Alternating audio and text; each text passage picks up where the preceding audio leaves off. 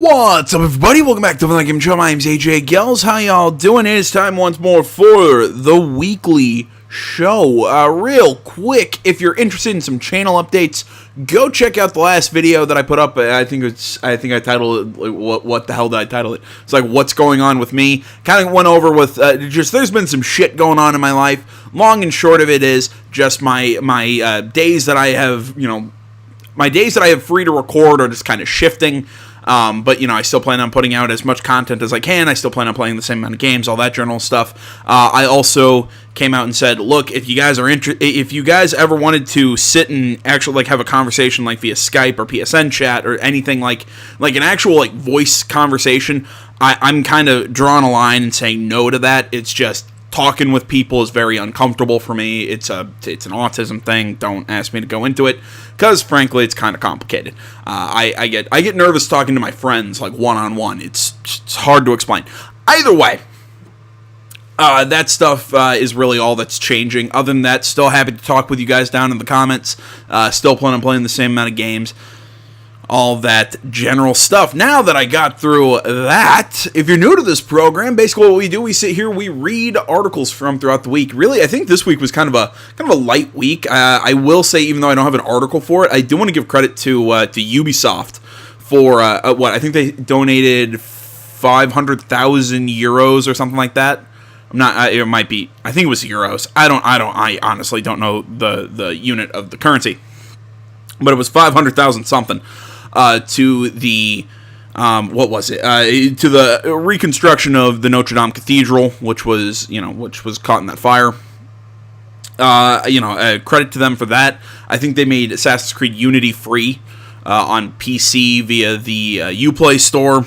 And there was one other thing. All right, I think people were saying that they're actually they're also trying to provide scans that they took from the cathedral's edifice to help with the reconstruction for that they did in the making of Unity. So I want to give credit to Ubisoft for that, even though I didn't have an article because it wasn't really a gaming news thing. It was just kind of a fun little puff piece. But I do credit to them. They're probably one of my favorite developers. So. All that. So, yeah, like I said, we sit here, read articles, all that stuff. Kind of a short week, like I said. I'm stumbling here because I feel like there was a big thing I wanted to bring up, and I can't remember exactly what it was. So, either way, we're just going to hop into the news, and as the title of this video said, we have some details on the PS5, and like I said, I'm pretty happy about it. Honestly, I think what PlayStation is going to do, just for the two things that were, kind of for this first article, but definitely with the second article we're about to read. PlayStation this generation, let's be honest, they bitch-slapped Microsoft. Let's not cut corners. They, and I'm not even talking like Microsoft turn around and bam, caught them in the face, like the chick at the bar. No, I'm talking, Microsoft stood there, hands at their side, PlayStation kind of, it took a few little wind-ups, pulled back, and smacked the shit out of them with how well the PlayStation 4 did compared to the Xbox. Honestly, I'd even say with how well the PlayStation works compared to the Xbox. I know some people who love the Xbox, who use it more as a full-on entertainment system. I can understand you'd kind of like that more than the PS4, but in all honesty, I think the PS4 is absolutely phenomenal. But like I said, but I think this next thing that PlayStation's getting ready to do, they're just going to set Xbox down and curb stomp it. I honestly think if PlayStation can deliver on this, which the first thing is the PlayStation 5 price will be appealing to gamers in light of its advanced feature set. Article just scrabbles IGN. We don't have the article doesn't mention the exact price, but if they can get the price right and with what the second thing is, and a few other the features that I've been hearing about with this, the PlayStation will spank them. I mean, I keep hearing, the Xbox is actually more powerful than PlayStation 4. I'm like, well, fine, but the PlayStation 4 is easier to use, better games. I think PlayStation just killed them. Competitive price, easy to use, like I said, better games, just everything about it. I think it stomped them. So either way, let's actually hop into the article here.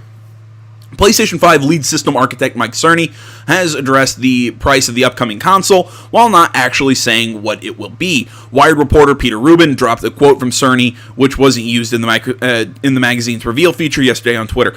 Look, I'll say this to PlayStation, though. Do not have Mark Cerny come up and give the talk about the PlayStation 5. Like, does anybody remember the press conference about the PlayStation 4 Pro? Like, nothing against Cerny. The dude is extremely smart from what I've been able to glean from from his presentation.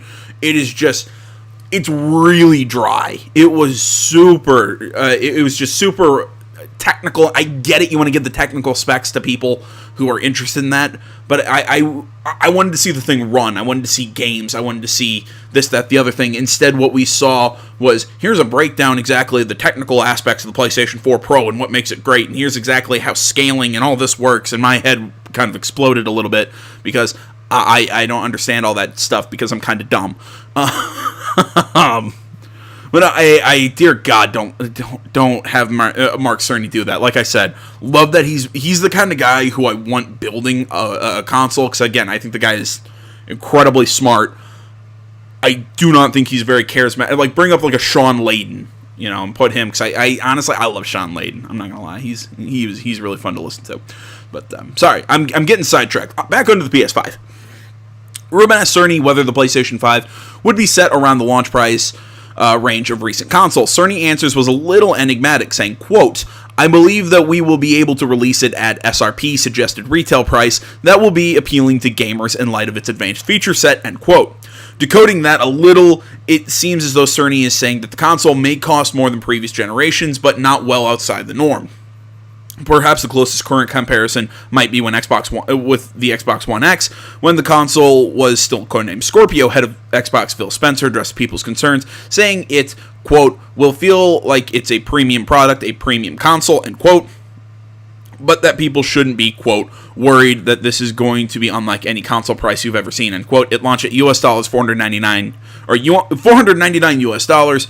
449, that is, I believe, pounds. 499, that's euros, I believe. That's Australian dollars, 649, and that's Canadian dollars, $599.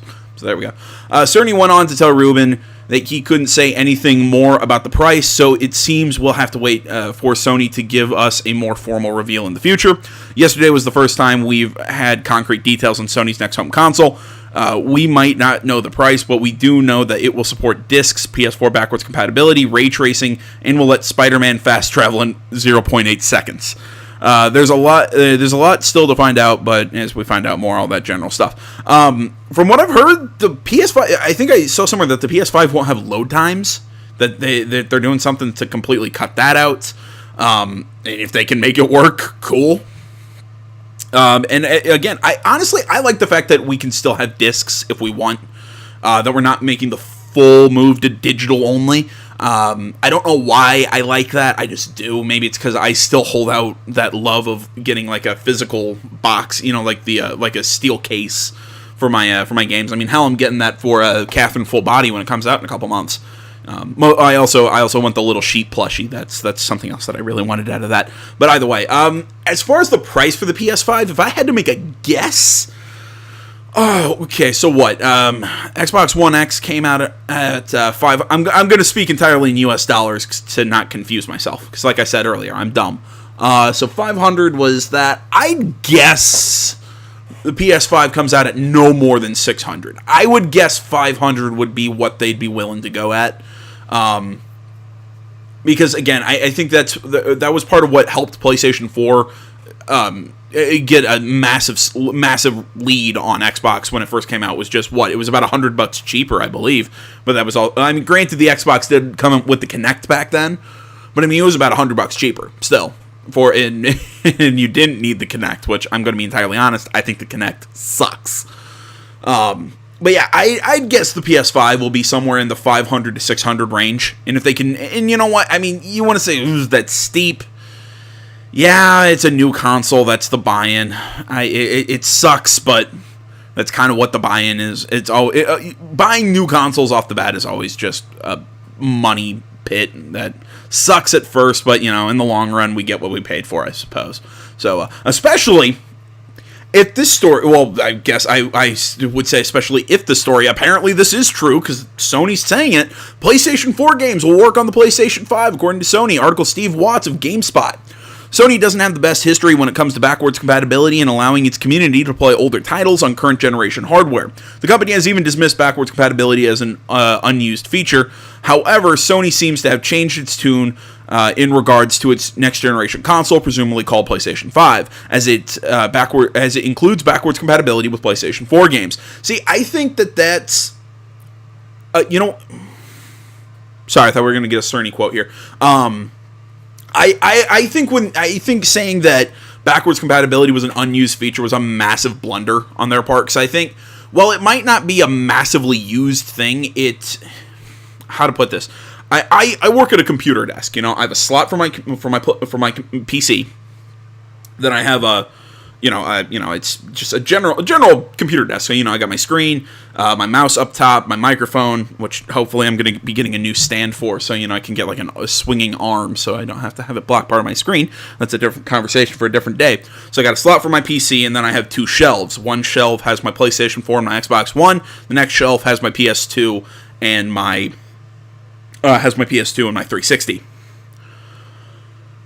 If what I'm reading here is, when I move up to the next generation, I can get rid of my PS4. And honestly, I'm perfectly fine with that. If PlayStation 5 can play all my PlayStation 4 titles, and they're not going to do what Xbox did with their whole, you can only play certain games backwards compatible. Now, will I sell my PlayStation 4 or just keep it in storage? I haven't fully decided. But honestly, I love this idea. I love the fact that if with the PlayStation 5 comes out, I can still play my PlayStation 4 games. Again, it's one of those. I am one of those people that gets a lot of use out of the backwards compatibility feature. I love that. Maybe I didn't use it so much with my 360 because I didn't have a lot of Xbox games, but PlayStation 4 to PlayStation 5, hell yeah, I'd use that feature. I'd use that a lot, and I think a lot of people would. I think backwards compatibility is one of those features. I mean, hell, I think, again, I rag on Xbox that it's not everything, and I get why. It's because it was an added-on feature. It was a, they're doing it with only Xbox, I think, Xbox published, or Microsoft published, or with only certain games. And I get why they're doing it. I think it's more of a challenge instead of if it's built into the console, it's added later. I think it's a little bit more of a challenge, but that's a different conversation. I think Xbox saw success with it, and honestly, I think it's a feature that is used more than people would think, but also I think less than people would think. I think it's definitely a good idea to do right off the bat, and I like that PlayStation's doing this. Or supposedly doing this, whatever. Mark Cerny, who was lead system architect for the PlayStation 4, says the next generation PlayStation, which is still not technically named PlayStation 5, I think it'll be named PlayStation 5, uses a similar architecture to its predecessor, allowing for the feature.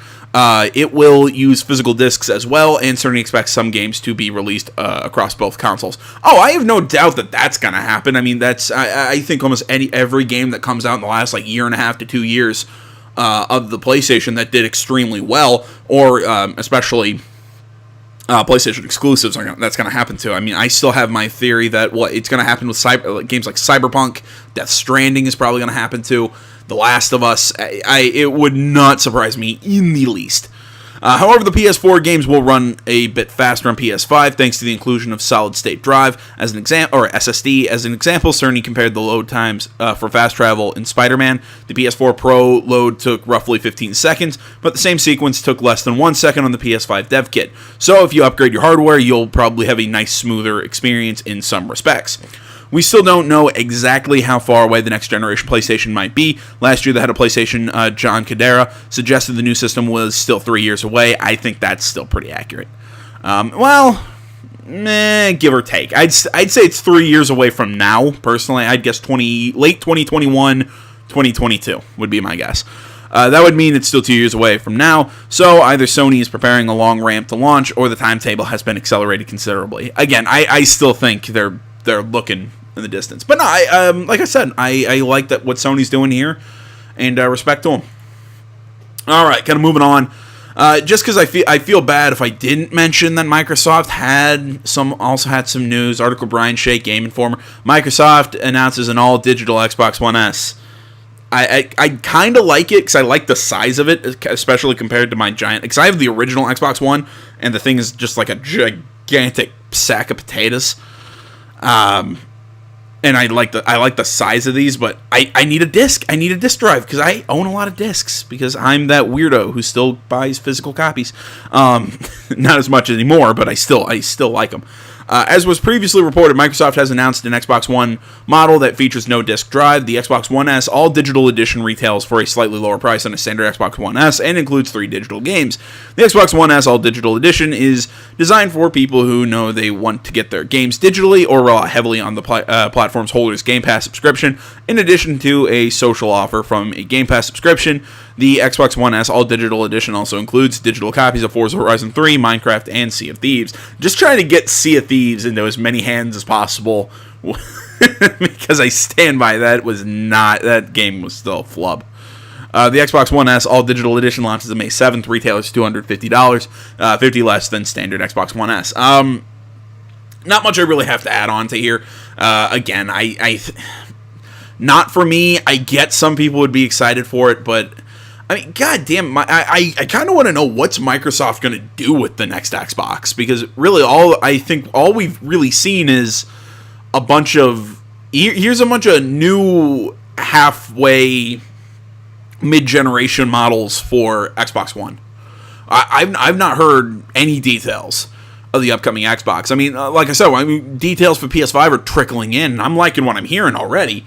I can't tell you, any specs or anything that might have been released. I haven't seen anything, but if they have been, I can't tell you. Again, I'm not your guy for the actual guts of the hardware, but the features, I like what I'm seeing out of the features. So, but yeah, Microsoft, I think is just good. I think Microsoft got, like I said, bitch slapped this generation. I think they're gonna get curb stomped next. I really don't see much going their way. So, all right, moving on. Gearbox boss, bitch and moan if you want, but the Epic Store is the best place for Borderlands 3. Article Andy Chalk of PC Gamer. It's been roughly 2 weeks since Gearbox confirmed that the PC version of Borderlands 3 will release exclusively on the Epic Games Store, a revelation that led to much wailing and gnashing of teeth amongst the fanbase. Over the weekend, CEO Randy Pitchford spent a good chunk of time on Twitter explaining why he supports the decision and thinks it would be good for both Gearbox and Epic and gamers in the long run. Pitchford began reiterating, that while he, quote, may have some influence, end quote, on the process, the choice of storefront was ultimately up to the publisher 2K Games. He also acknowledges that Epic currency lacks a number... sorry, some of these sites use weird fonts. It just, for some reason, messes with my eyes. Epic currently lacks a number of features that are available on Steam, and that some of them will likely never appear, a fact that Epic has previously stated itself. But there's a plan in place, a, quote, vision for how a store should interact with a customer and a developer and publisher, end quote, which Epic has laid out in a development roadmap. If you want to, follow these hyperlinks, you can go into the description along with a timestamp of when the articles come up. You can also find links to the articles, so go check that out. Quote, the roadmap includes a look into things they are committing to do. If I were a betting man, I would expect that there are more things that happen than what they are committing to, end quote, Pitchford wrote. We also must acknowledge that Borderlands 3 does not exist today, but rather it will exist in September. The store will be different when the game launches. It will become a boon to their store. It will, if they bring sufficient features to make the customer's experience great for us. Epic will suffer again if by the time Borderlands 3 launches, the customer experience is not good enough. This is a tremendous forcing function for Epic, end quote. Now, I'm going to be honest. I'm not a PC guy. I'm a console peasant, a console scrub. Pick the word you want. I prefer playing on consoles. Personally, I like the plug-and-play nature of them. Always have. Probably always will. I mean, I have a good PC. I wouldn't say I have a phenomenal PC, but I have a good PC. For games that, but I prefer mostly strategy games that's easier to play with a mouse and stuff like that. But overall, if I'm going to play a shooter, I'm going to play on... with my controller on my console. That's just me. Again, personally, pick whatever you want. But originally, when I heard this whole Steam versus the Epic Store and everything, people, getting mad at all this, oh, why is it going to be an Epic Store exclusive? And being mad that it's not on Steam. I'm sitting here listening to this going, isn't this, the whole Xbox versus PlayStation debate just for consoles with just storefronts? I'm sitting here going, which I think on some level it really is, which actually in a weird way, because as far as I can tell, it doesn't cost anything to make an account on the Epic Store, just like it doesn't cost anything to make a Steam account.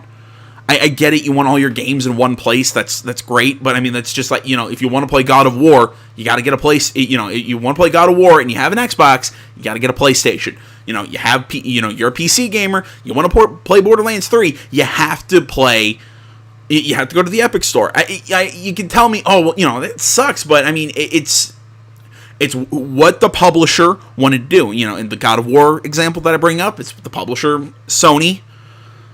It's on the Sony platform. Okay, so you got to go to the Sony platform to play it. Just like this, 2K decided to send it to Epic and make it an exclusive, I think until April of next year, I think it was. Okay, you got to go to Epic. I understand. There are some issues with Epic. Excuse me, sorry. I'm sitting in a room that really needs to be dusted. I understand that Epic has some issues, especially with, I think data security is one of the biggest ones.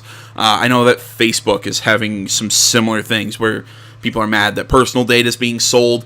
I know Tencent has a really big stake in the Epic Store. Now, exactly how much... the whole thing with Tencent, I kind of understand. It's a Chinese firm. People are afraid of the Chinese censorship and whatnot. Make their way to the West. At least I think that's as far as I understand it.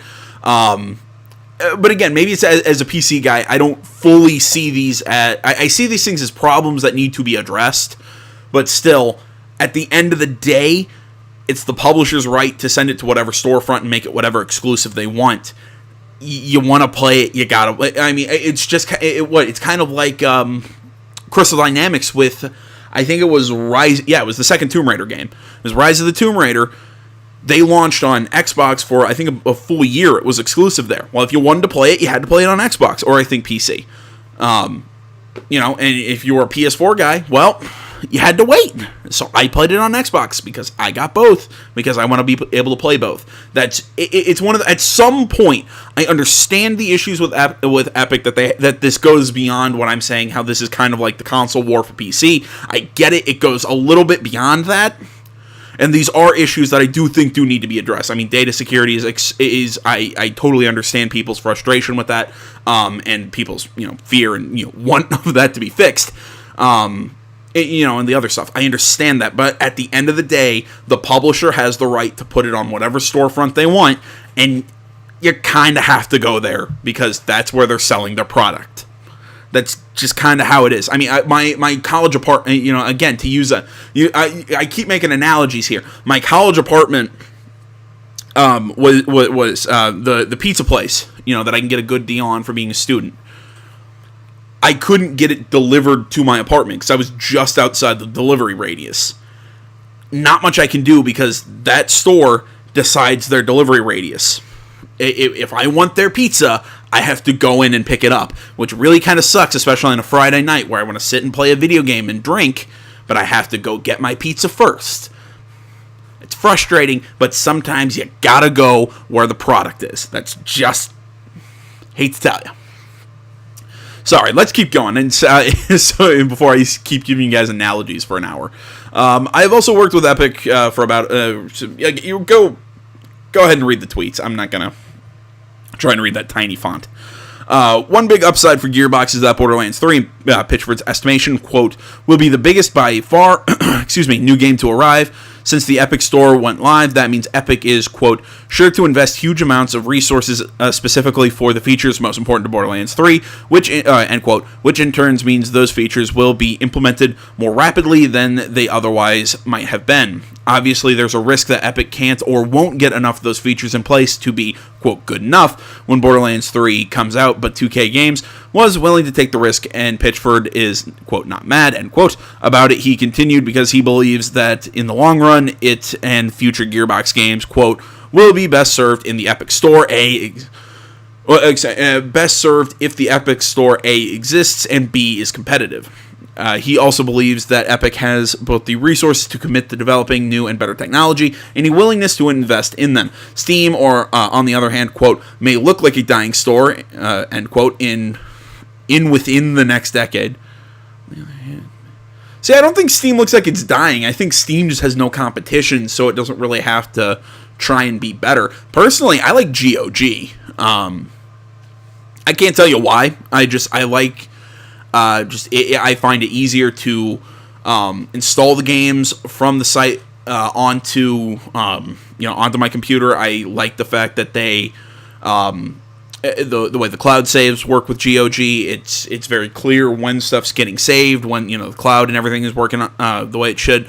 I really like GOG personally. That's not a paid thing. It's part of it might be my love of CD Projekt Red because they're a stakeholder. I think they are the owner of GOG. That's why you can usually get the Witcher games really cheap. But I like GOG as a storefront personally. But I don't think it's a whole hog competitor to Steam. I think that's Steam's biggest issue. Steam just hasn't had to change, in all honesty. Quote, the competitive store that happens to be the leader in 10 years may not be Epic's store, but it probably won't be Valve's or Epic's moves right now are opening the door and paving the way for a private competitive economy, end quote, he tweeted. Okay. Quote, competition in stores is going to be absolute best for consumers and probably good for developers and publishers as well. The stores that tend to win are the stores that offer the best to their customers. It's very difficult for customers' interest to be king with one store. God damn, I'm sorry. I'm getting dust in my mouth. One may look to other stores like Origin or Uplay. Those aren't real competitors to Steam. A competitor to Steam needs to have an installed base and be sufficiently neutral in alignment so that all publishers and developers who support the store can trust a fair economy. That's just not possible with direct stores that are controlled by publishing interests. It's also not going to come from adjacent services that have other priorities, like Discord, for example. Epic has credibility here because they have been supplying engine technology to the industry for over 20 years, and we have all come to be able to trust and rely upon Epic's fair play and goodwill, end quote.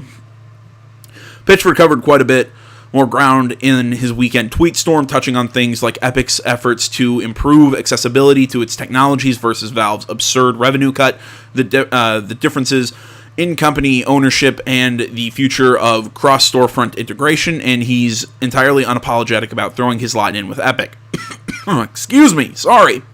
Quote, at the end of the day, these kinds of movements in our industry are always precipitated from content. It takes content to move us. It took Half-Life 2 to even get us not quite comfortable enough to swallow the Steam pill back in the day, he tweeted.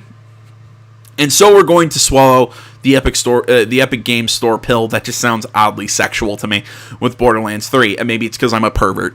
And some of you guys are going to hate it and scream bloody murder, and you'll even blame me personally for it. And you can bitch and moan and brigade and stalk my shit, but at the end of the day, when we look back at the moment, we'll realize that this was the moment where the digital stores on PC became unmonopolized, end quote. I'm not going to lie, I don't hate that. Look, you could say, well, he was kind of coming after the gamers a little hard, and it was a little rude, and I do think that that's never a good idea to do to your audience and your customers, but at the end of the day, I think when you need to make your point, I think he made his point of saying, look, you can complain at me all you want, but guess what? This is the way it's going to be. I'm sorry you don't like it. I hope you still come and play the game, but at this point, it's what we're doing. I respect that. Say what you want about Pitchford, because I know a lot of people don't like Pitchford. They follow him more on Twitter. They know more about him than I do. And he's done things that really annoy some people. But me personally, I do like that bit. Obviously, Pitchford has a dog in the fight. At a bare minimum, Gearbox wants to ensure that anger over the Epic Store isn't still burning hot enough to have a meaningful impact on sales when Borderlands 3 comes out. But I think a lot of his community is pretty thoughtful, too. You may not agree with everything he says, but I don't think it can be reasonably argued that he hasn't at least given the matter due consideration. Borderlands comes out September 31st and will be an Epic Store exclusive until April 2020. All right, before we move on to the next article, again, so I can stop coughing in your guys' ears, I am very sorry about that. I'm going to take a quick break and grab a drink. All right, well, I got my drink. Let's get on to these last couple articles, especially now because Counter-Strike is on and the ESL Pro League's going on and MIBR is playing. So I kind of want to go watch that. Sorry, I got to play it silently here next to me, so I'm kind of keep track on the score. Sorry, I like Counter-Strike. Leave me alone. Next article, Games Radar, Austin Wood. The Division 2's first raid delayed to May to make room for a large amount of balance changes. Our article reads, the Division 2's first 8-player raid, Operation Dark Hours. Give me a second. Stupid cat. There we go. Sorry, he's climbing on my desks. Operation Dark Hours was originally scheduled to release this Thursday, April 25th. However, as Ubisoft and Massive announced today, the update containing the raid has been delayed to sometime in May, quote, in order to fine-tune the balance of our game and to ensure the best possible player experience for everyone, end quote. Ubisoft didn't nail down an exact release date, but the delay will be at least a full week. Personally, the biggest change I want to see to this game, because I love the Division 2. I think of this kind of genre of loot shooter, games of service, whatever the hell you want to call this. I call them games of service, but whatever. To these kind of games, the biggest change I want to see done to the Division 2 is make the Dark Zone worth it. So many times I go into the Dark Zone and I don't find any really useful gear. Give me some better gear in there. I'd love to see that. Let's see here. Quote, Operation Dark Hours will be your biggest challenge to date, the Division team wrote, and we want to make sure that we've properly tested the large amount of balance changes that are coming to both PvE and PvP, and listen to your feedback about the changes before introducing the raid, end quote. The delay comes on the heels of the Division 2's new public test server, which will be instrumental in tweaking PvE and PvP. Going forward, the Division 2 PTS opened today, April 17th, and through Operation Dark Hours is inaccessible. PTS players can sample everything else in the coming update, including balance changes. The hope... Sorry, I was reading faster than I was able to speak. Massive says is to gather feedback via, quote, surveys and dedicated forum threads together with our traditional general technical issues forums, end quote, ahead of the official release in order to improve game balance and spot bugs. It's good to see Massive moving quickly to get on top of technical and balance issues. Despite having the best launch of any loot shooter in recent memory, the Division 2 has recently been bogged down by bugs and balance bugbears. Balance bugbears? I don't know. In a matter of days, the game saw broken enemies, which made high-level content a nightmare, glitch projects, which had to be temporarily disabled, imbalanced equipment, which makes low-level gear abnormally powerful, and plenty of underwhelming weapons. It's disappointing to see the long-awaited raid delayed, but if the little bit of breathing room leads to a better game overall, I don't think the players will mind. Now, I doubt that either. I mean, it's like I said, I think that of this genre of games, I think this one... I think the Division 2 nailed it, in all honesty. And honestly, I think what makes that, what makes it, okay, I'm trying to think how to put this. What makes the Division 2 so great is the fact that they released a game that it's kind of, you can play how you want it. You can play it as a multiplayer game, or you can play it like I do, as a single-player game, and it works. I think that's the big thing here, because I think Destiny, Anthem, and the like. For some reason, I can't come up with any more examples here. But, you know, Ubisoft's made like 8 of them, let's be honest. I mean, because what? They have The Crew, they have Skull and Bones coming out, which is the same thing with Pirates. And they make all these games that, let's be honest, really you can't play alone. I mean, how the first Division was this way was that it's, oh, you can play by yourself. No, you really can't. Because you're going to get your ass kicked. I'm going to be entirely honest. You'll get your ass kicked if you try and play by yourself. That's my thing with it. It's just, if you're going to make me play with other people, tell me. Don't make me get my hopes up that, okay, so I can still play by myself. No, you really want me to play with other people. This game, I've honestly had I've had a heck of a time playing by myself. I've loved it. It's balanced. It's fun. The story's meh. But other than that, I love the Division 2. Plus I think Ubisoft's really going to not only support the game, I think they're going to do what's best for the game, and I think that's what this move is. I think it's a good move on their part to not get what's the expression? Don't get ahead of your skis. I think that's what they're doing here. They're going to make sure what they have is solid before they release more. And again, I was talking to somebody who said it's a shock to see that Ubisoft is the one who's really talking about, player, that's really taking the community into, the community and the players into their thought processes before doing something. This was the company that released an Assassin's Creed game a year from 2000. Assassin's Creed 1 was 2007. Then was 2 years ago. So it was 2009.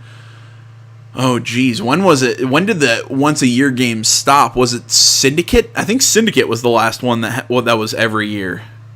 Yeah, it was, because it was 2 Brotherhood, Revelations, 3 Black Flag. Then it was it was Black Flag and Rogue at the same time. No, it wasn't. It was Black Flag, then Unity and Rogue at the same time, and then come on, brain, Syndicate.